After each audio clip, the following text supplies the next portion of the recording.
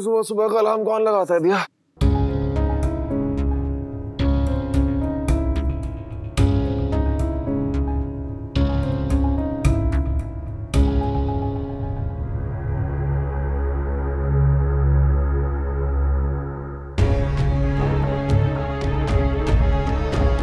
अरमान, मुझे नहीं पता था तुम्हारे और उसके रिलेशनशिप के बारे में। अरे लेकिन जब पता लग गया था तो वहां पे इतनी देर रुकने की क्या जरूरत थी? तुम्हें ना मेरी फीलिंग्स की बिल्कुल फिक्र नहीं। मुझे फिक्र है, और तुम्हारी फीलिंग्स की मुझे फिक्र नहीं होगी तो और किससे होगी? तो दोस्ती तोड़ दो काजल से और मुझसे वादा करो कि आज के बाद शक्ल नहीं देखोगी उसकी। अरमान, वो मेरे ऑफिस में काम करती है। ऑफिस चेंज कर लो, नौकरी छोड़ दो। तुम जानते हो ना मैंने इस नौकरी को पाने के लिए कितनी मेहनत की।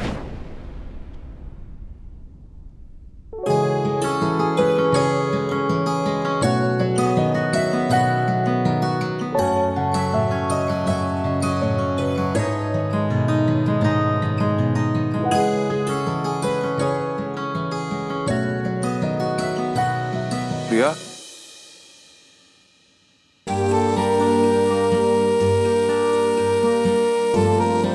दिया, यहाँ क्यों सो रही हो? तुम रात भर सोई नहीं हो ना?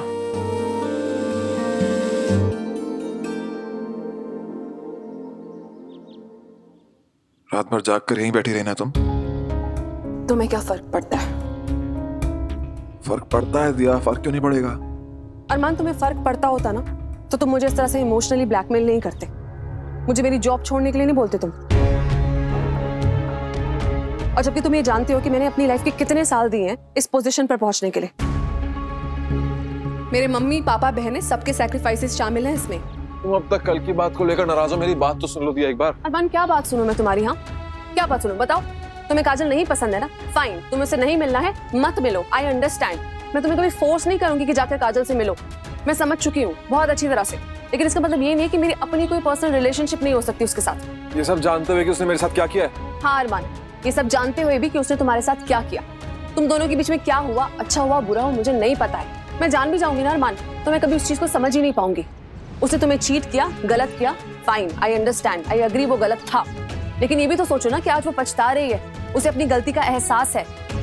तुम्हें पता है जब हम दोनों रिलेशनशिप में भी नहीं थे ना, तब भी उसने मेरे सामने कभी तुम्हारी बुराई नहीं कही, बल्कि हमेशा यही कहा कि उसी की गलती थी।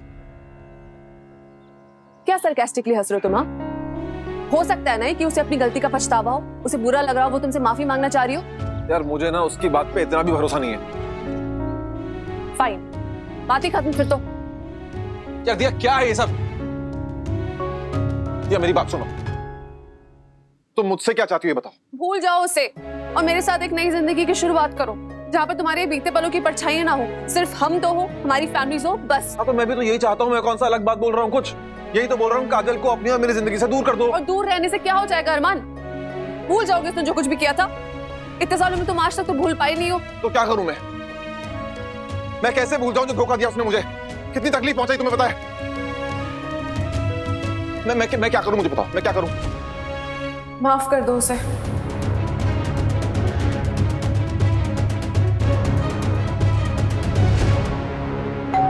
अरे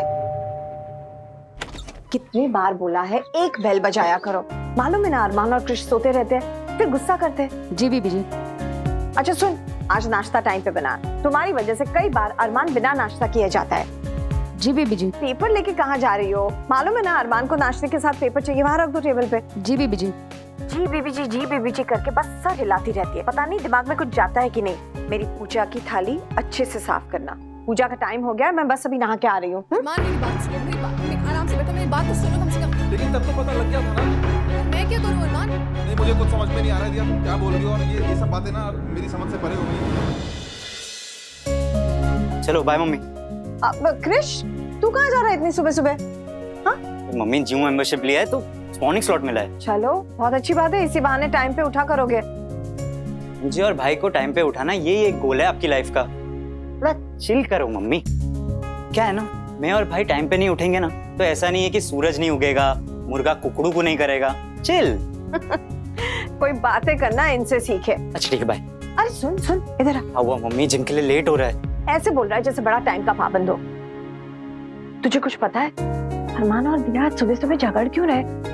सुन। मैं चिल्ला रही हूँ? मैं चिल्ला रहा हूँ यहाँ पे? प्लीज पूरी बात तो पता नहीं मुझे, लेकिन कल भाई भाभी से नाराज थे। वो गुस्सा कर रहे थे कि आपको किचन में अकेले क्यों खाना बनाने दे रही है, स्पेशली जब आपकी तबीयत भी खराब है। तब से उनका कुछ चल रहा है शायद से। ये तो अच्छी बात नहीं है ना कि मेरी वजह से दोनों झगड़ रहे हैं। मुझे बहुत बुरा लग रहा है।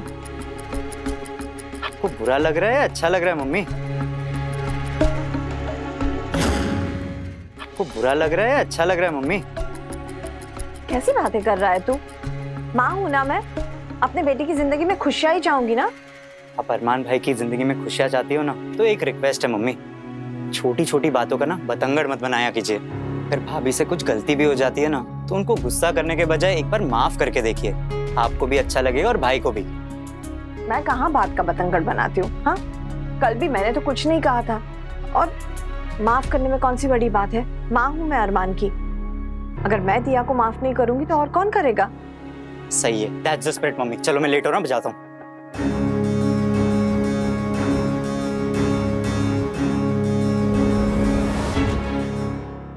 माफ कर दो।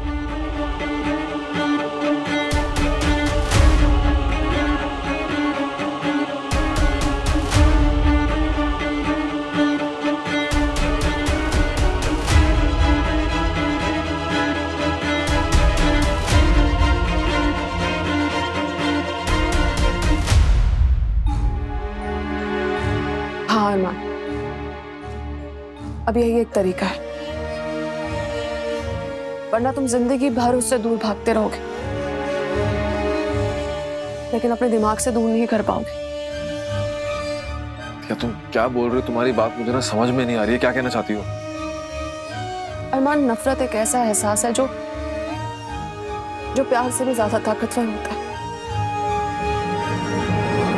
और तुम जब तक काजल से नफरत करते रहोगे ना, उसे नफरत की डोर से बांधे रखोगे, उसे अपने से कभी अलग नहीं कर पाओगे।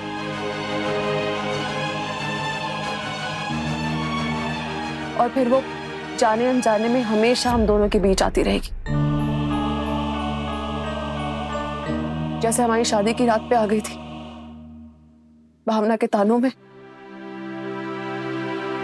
और कल रात मेरी एक छोटी सी भूल की वजह से।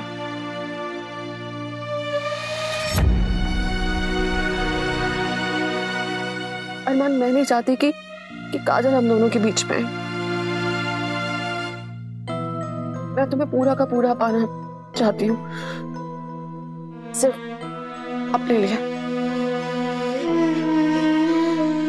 लेकिन ऐसा ना तो काजल से दूर भाग के हो सकता है, ना मेरा जॉब छोड़ने से। ऐसा तभी हो सकता है जब तुम उसके और अपने बीच की इस नफरत की डोर को काट दो।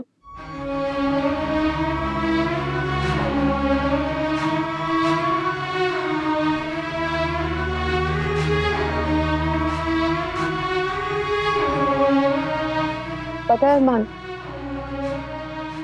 मेरे पापा हमेशा कहते हैं कि कल जो बीत गया सो बीत गया, उसे बह जाने दो, छोड़ दो उसे, जाने दो, उसे रोक के मत रखो।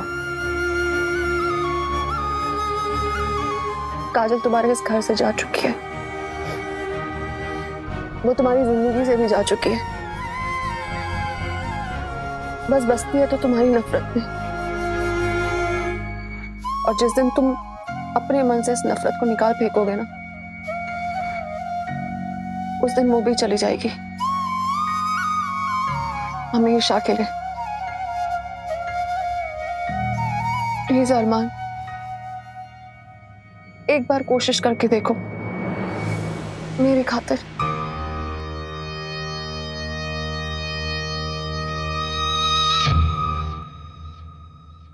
प्लीज।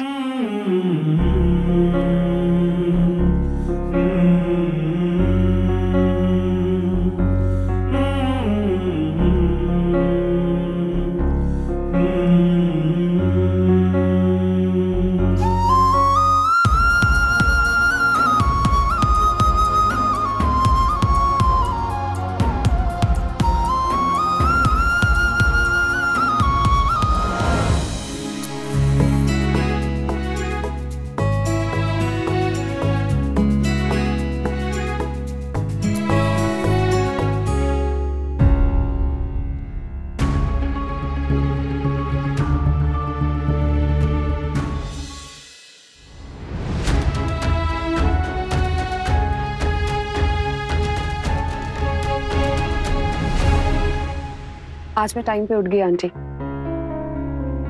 अरमान ने आपसे कहा था ना कि दोबारा आपको शिकायत का मौका नहीं देंगे। अरे इतनी तकलीफ क्यों उठाई दिया? मेरी तो आदत है रोज अपने घर की पूजा अकेले करने की। आपकी बहू के होते हुए आप अकेले पूजा क्यों करेंगे आंटी जी?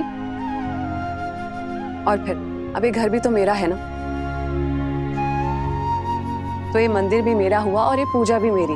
चलिए ना साथ में मिलकर भगवान जी को खुश करते हैं। भगवान जी को खुश कर रही हो या मुझे? सुधा आंटी, आप मेरी हर बात को गलत क्यों समझती हैं? मैं सच में आपकी बहुत रिस्पेक्ट करती हूँ। आपको पता है, पिछली बार जब पूजा के वक्त आप मुझसे नाराज हो गई थी तो मुझे बहुत बुरा लगा था। मुझे लगा था कि मैंने जाने अनजाने में आपका मन दुखाया। बस उसी भूल को सुधारने की कोशिश कर रही हूँ। मुझे एक मौका नहीं देंगे आप?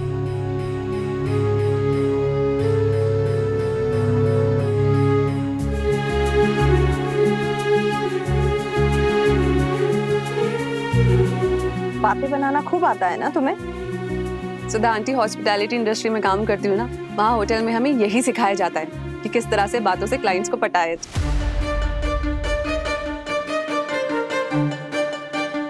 अच्छा, तो तुम मुझे पटा रही हो?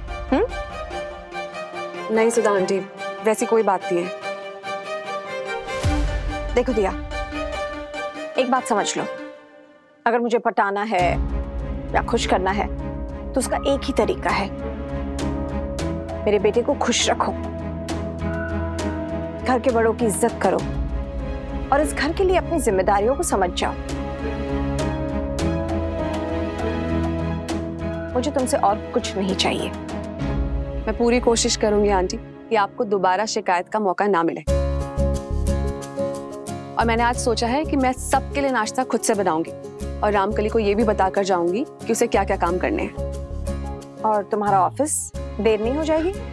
मैं मैनेज कर लूंगी आंटी कि घर का काम भी सफर ना करे और ऑफिस का भी हो जाए। देखो, तुम्हारी ऑफिस की बात तुम जानो, लेकिन घर के काम में मुझे परफेक्शन चाहिए। ये जल्दबाजी वाला काम मुझे समझ में नहीं आता, ठीक है?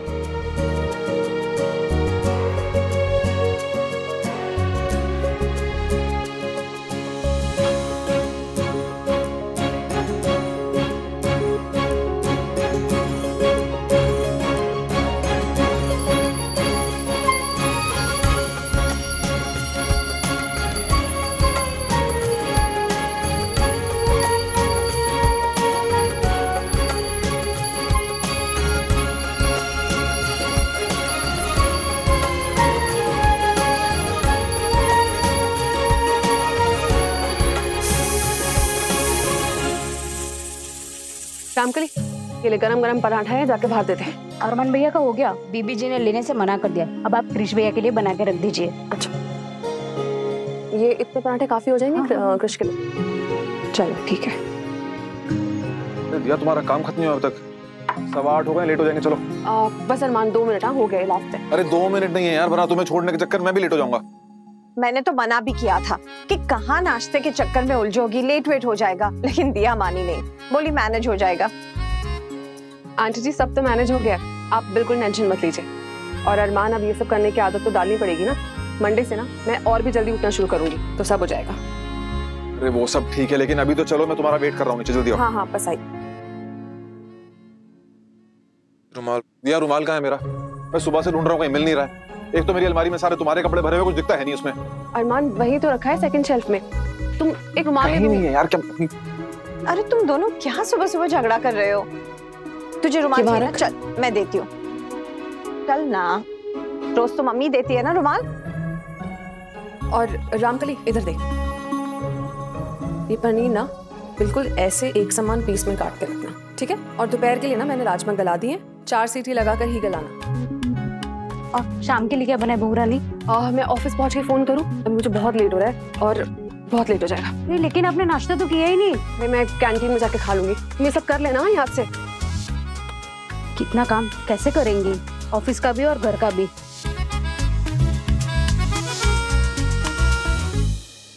दिया, जल्दी आओ प्लीज, बहुत लेट हो रहा है यार।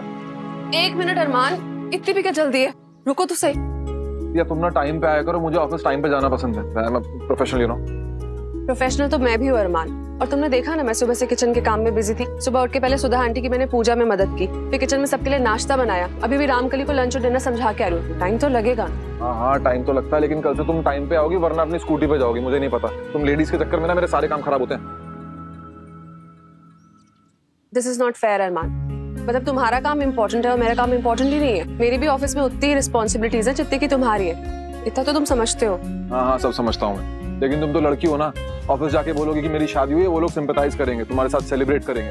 मैं लड़का हूँ, मैं ऑफिस जाके बोलूंगा ना मेरी शादी हुई है, बोलेंगे ये कौन सा एक्सक्यूज हुआ भाई। अरमान ठीक है यार, मैं भी किससे बहस कर रहा हूँ। सुबह सुबह वैसे भी तुमने वो काजल की बात करके मेरा दिमाग खराब कर दिया था। बैठ गई हो ना, ढंग से हेलमेट पहनना, मुझे पकड़ के रखना। और एक बात और याद आ गई दिया, मैं सोच रहा हूँ अगले हफ्ते अपने ऑफिस के कलीग्स को लंच के लिए बुला लूं। क्या बोलती हो, सैटरडे या संडे? बुला लो। हाँ वैसे भी तुम्हारे ऑफिस वाले भी सोच रहे होंगे ना, शादी की पार्टी नहीं दी। इनको क्या लगता है ऑफिस वालों को शादी को एंटरटेनमेंट का जरिया है, जब मन करे पार्टी मांग लिया। एक बार शादी करके देखे ना, तब समझ में आएगा इनको आटे दाल चावल का भाव। पकड़ो मुझे, कम ऑन दिया, आराम से बैठी हो ना।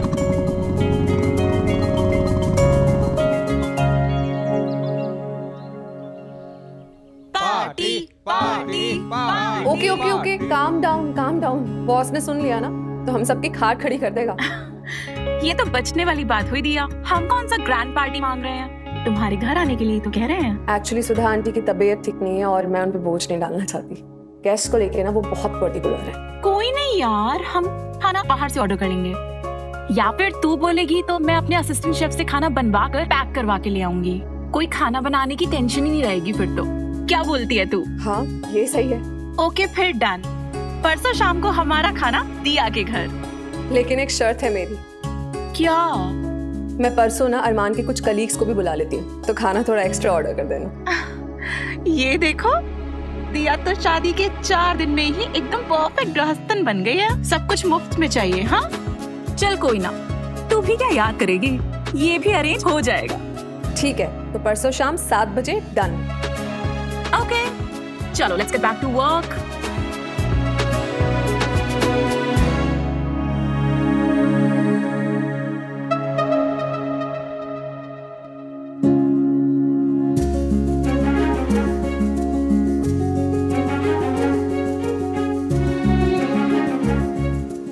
Ruby, hi. मुझे आज के कुछ प्रिंट आउट्स चाहिए, मेरे डेस्क का प्रिंटर काम नहीं कर रहा। हाँ श्योर, पर एक्चुअली प्रिंटर ना खुशी के डेस्क पे है वो। अच्छा सुनो ना, तुम्हें पता है ना परसों हम सब दिया के घर पे मिल रहे हैं, उसकी शादी की पार्टी है, तुम आओगी ना?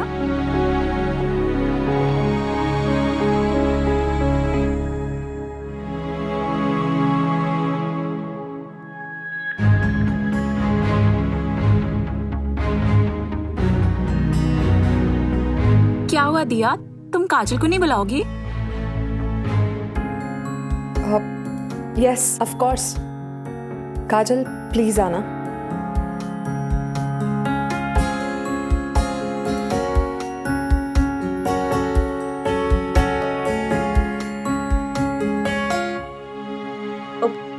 वो मेरा ना तो पॉसिबल नहीं होगा।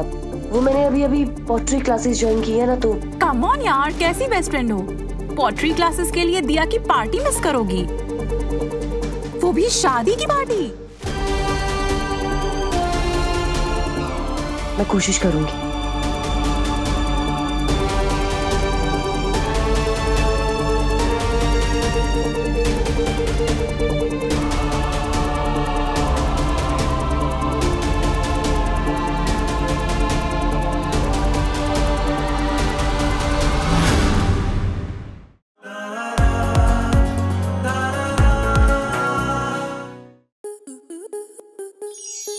स्टार प्लस के ऐसे ही और बेहतरीन लम्हे देखने के लिए सब्सक्राइब करें हमारे YouTube चैनल को।